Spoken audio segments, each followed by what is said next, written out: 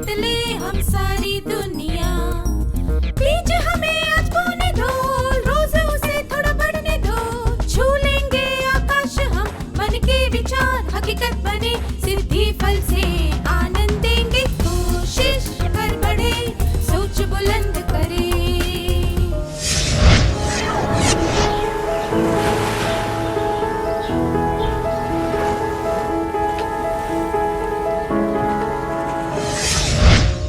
नमस्ते विद्यार्थियों, आप सबको देखकर बहुत खुशी हुई।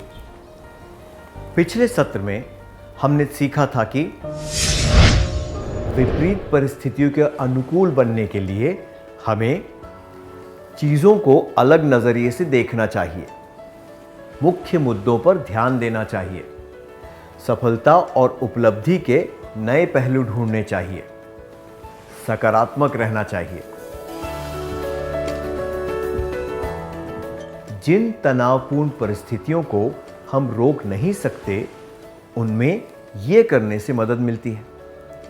ज़रूरत पड़ने पर हालात से समझौता करना, भावनाओं को उचित तरीके से व्यक्त करना, दूसरों के साथ ईमानदारी से और दृढ़ता से बात करना, ज़रूरत पड़े तो माफ़ी मांगना।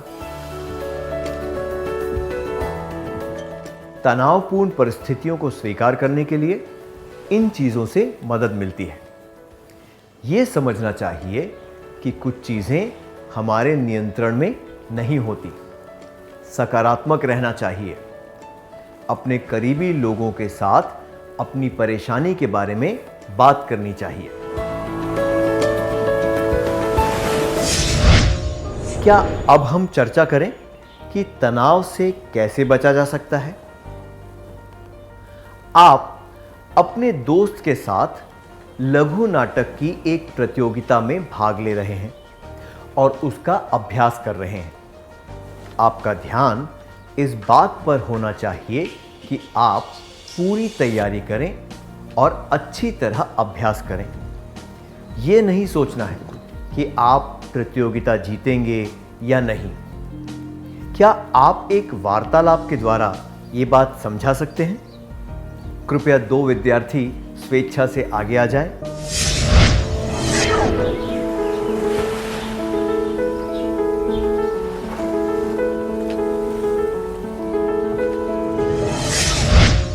बहुत अच्छा प्रयास था, धन्यवाद। आपने अपने दोस्त के साथ बहुत अच्छी तरह अभ्यास किया है और प्रतियोगिता शुरू होने वाली है। आप क्या करेंगे? अपना काम अच्छी तरह करने पर ध्यान देंगे। ये सोचेंगे कि आपको ज़्यादा अभ्यास करना चाहिए था। ये योजना बनाएंगे कि आप प्रतियोगिता जीतने के बाद क्या करेंगे। अपना काम अच्छी तरह करने पर ध्यान देंगे। सोचेंगे कि आपको ज़्यादा अभ्यास करना चाहिए था। योजना बनाएंगे कि आप प्रतियोगिता जीतने के बाद क्या करेंगे।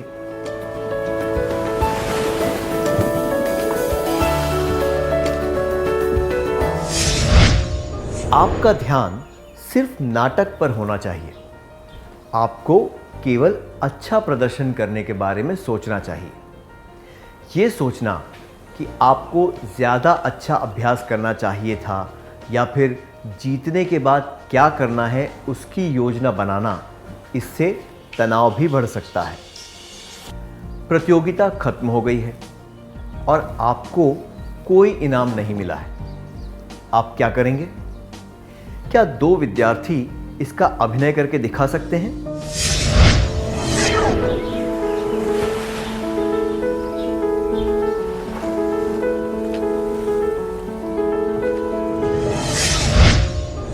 धन्यवाद, आपने अच्छा प्रयास किया। सकारात्मक और नकारात्मक परिणामों को समान भावनाओं के साथ अपनाने से तनाव से बचा जा सकता है। मैं दोहराता हूं,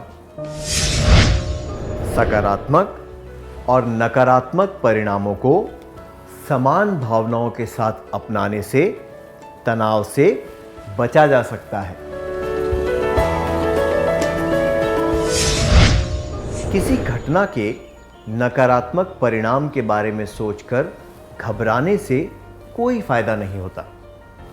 जब निराशा की भावना कम हो जाती है, तब परिस्थिति का विश्लेषण करके उस अनुभव से सीख लेनी चाहिए और भविष्य में उन गलतियों को नहीं दोहराना चाहिए।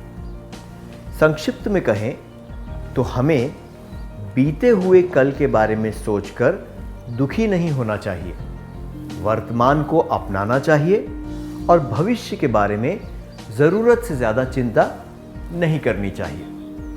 इस तरह हम तनाव को दूर रख सकते हैं।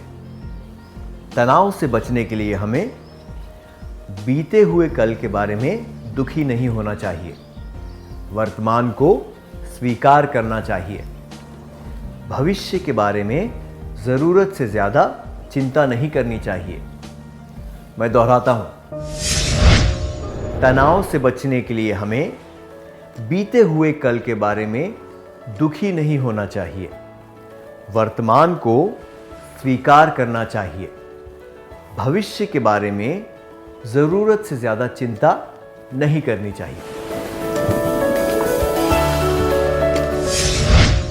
क्या आप कभी ऐसे व्यक्ति से मिले हैं जिसने बहुत अच्छी तरह से तनाव को दूर रखना सीखा है?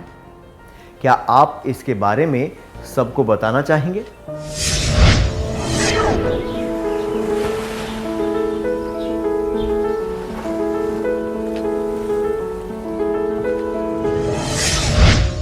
धन्यवाद।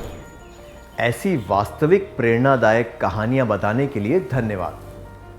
ऐसे व्यवहार की आवश्यकता केवल दुर्भाग्यवश परिस्थितियों में नहीं होती, बल्कि रोज़मर्रा के जीवन में भी होती है। ऐसे तरीके अपनाने से हम अपने सामान्य जीवन को बेहतर बना सकते हैं।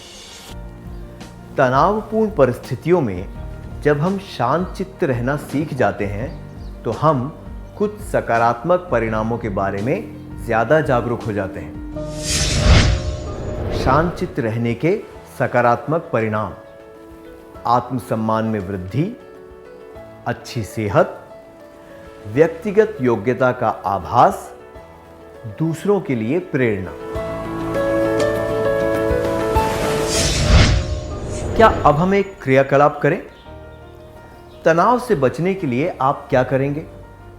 अपनी कार्य योजना के बारे में सोचकर क्या आप उसे एक कागज पर लिख सकते हैं? ये किसी को भी बताने की आवश्यकता नहीं है। ये केवल आपके मार्गदर्शन के लिए है। इसे पूरी ईमानदारी के साथ कीजिए।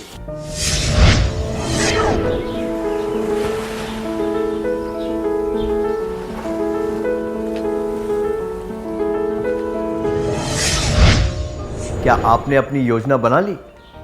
चलिए अब आज सीखी हुई बातों का सार संक्षेप कर लेते हैं।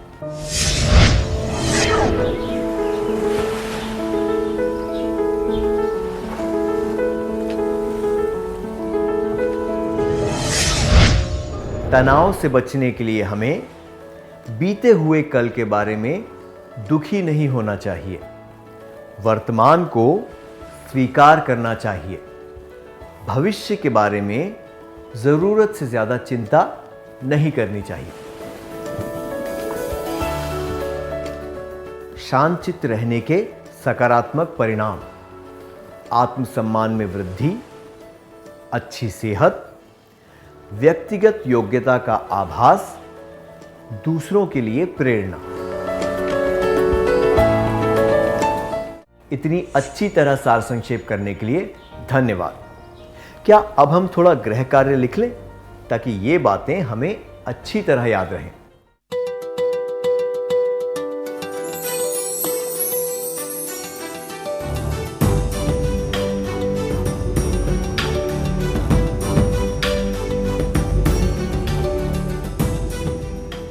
प्रश्न 1, तीसरे पीरियड में विज्ञान का टेस्ट है और आपने कोई तैयारी नहीं की है।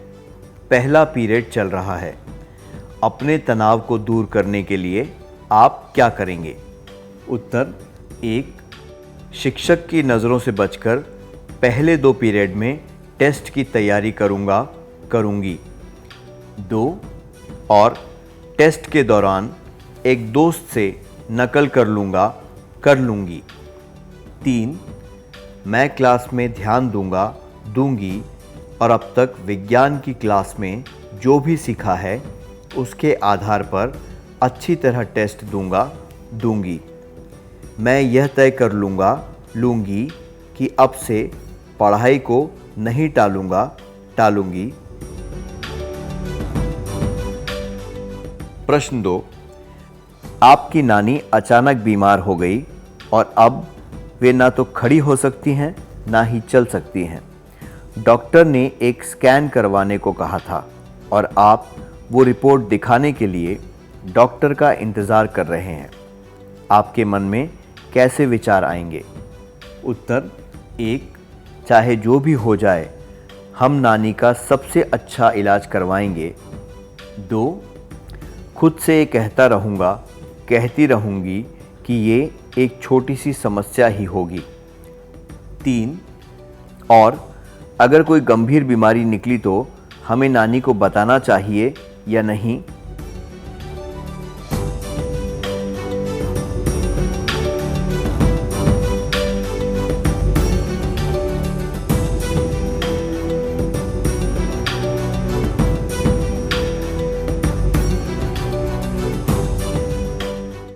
कृपया अगली क्लास में आने से पहले ये कार्य पूरा करके लाएं।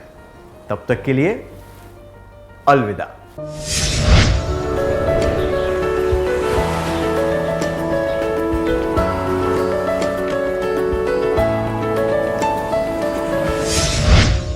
नमस्ते छात्रों, क्या हम जवाबों के बारे में चर्चा करें?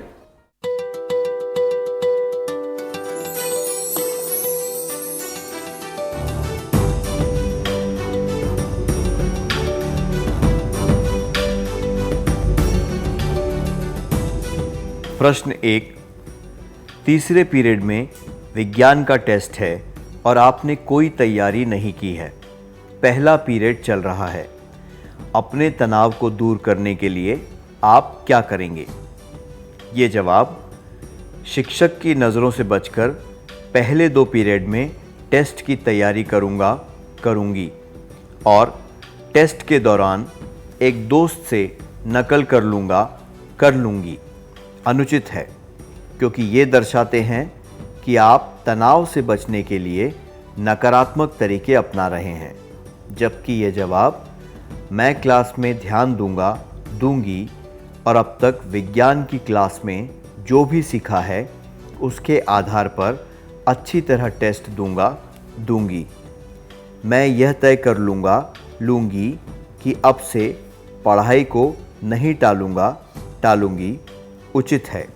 ये दर्शाता है कि आप तनाव का सामना करने के लिए सकारात्मक तरीके अपना रहे हैं और ये प्रण भी ले रहे हैं कि आप भविष्य में गलतियां नहीं करेंगे। आपने कौन सा उत्तर चुना?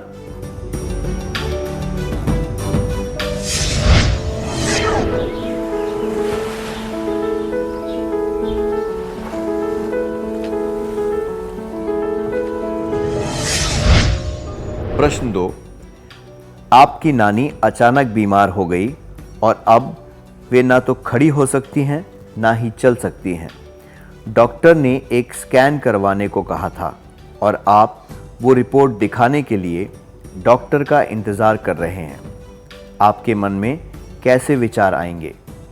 ये जवाब खुद से ये कहता रहूँगा, कहती रहूँगी कि ये एक छोटी सी समस्या ही होगी और अगर कोई गंभीर बीमारी निकली तो हमें नानी को बताना चाहिए या नहीं अनुचित है, क्योंकि आप ये सोचकर तनाव ले रहे हैं कि रिपोर्ट में कोई बुरी खबर होगी, जबकि ये जवाब चाहे जो भी हो जाए हम नानी का सबसे अच्छा इलाज करवाएंगे उचित है। ये दर्शाता है कि रिपोर्ट में चाहे जो भी आए आप उस परिस्थिति को शांत चित्त से संभालेंगे और बेकार की चिंता नहीं करेंगे। चिंता करने से कुछ नहीं बदलता, बल्कि बात और बिगड़ जाती है। आपने कौन सा उत्तर चुना?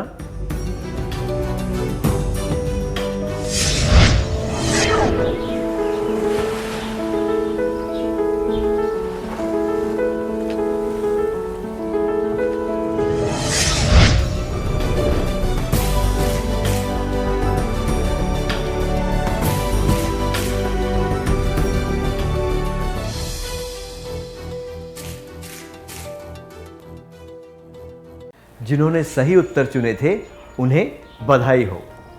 क्या हम अगला सत्र शुरू करें?